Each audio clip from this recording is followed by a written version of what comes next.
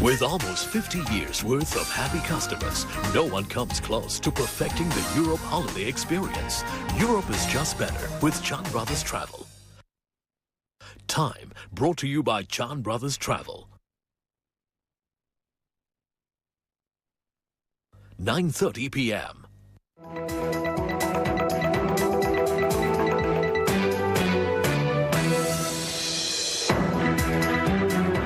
Good evening, I'm Geraldine Tan, and on News 5 tonight, DPM Tharman outlines several priorities to ensure that Singapore develops a fair and just society. Universal benefits hard to take away once given. A Malaysian court overturns the conviction of 2 police officers for the 2006 murder of a Mongolian model.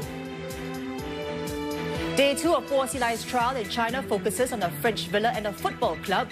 He dismisses his wife's video testimony, calling her insane.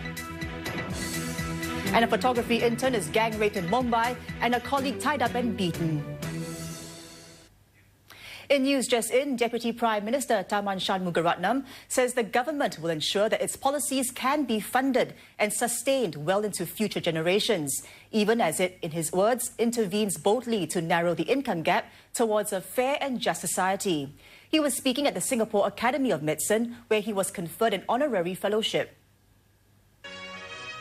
Mr. Tharman Shanmugaratnam, who is also Finance Minister, said the government's objectives for the next few years are clear.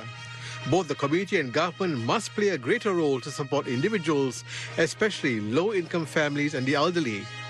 We will do more to help those who start with less, starting from young, and ensure that every citizen has a fair share in Singapore's success. We will do more to give the elderly a sense of security and provide special recognition to the pioneer generation of Singaporeans who worked with lower wages and built up the nation.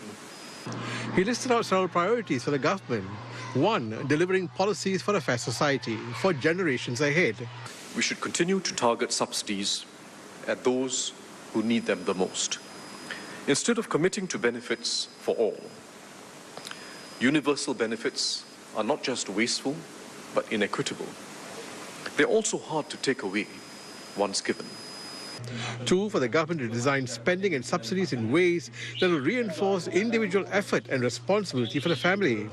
But Mr. Tharman stressed it's not about letting families face uncertainties on their own.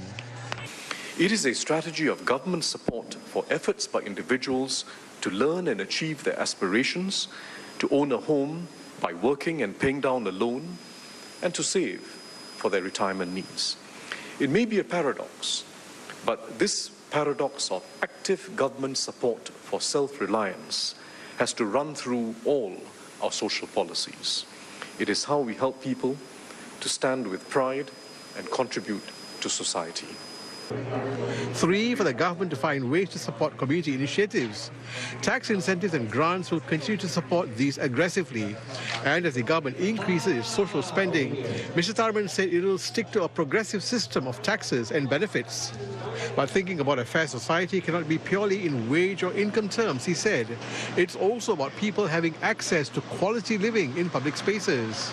But whether we do better at the end of the day will not just be a result of whether we've got the right policies and incentives, the right taxes and subsidies, but whether we retain a culture of responsibility in our society and the spirit of fellowship.